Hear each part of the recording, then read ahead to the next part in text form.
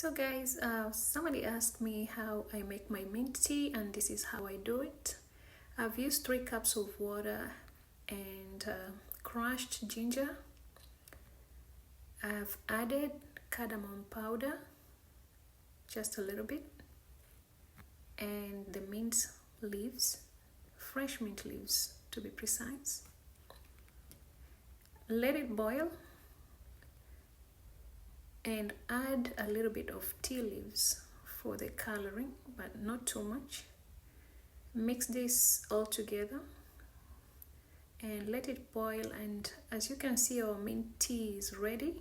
We're gonna sieve it here, and this tea is very delicious. It's very aromatic and very refreshing. Look at that. Look at that. I love strong tea, but mint tea is my best tea ever. So guys, I hope I've answered your question.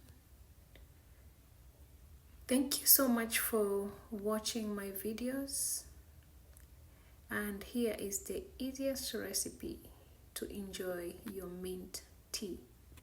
Let me know when you make it. Thank you so much for watching. See you next time.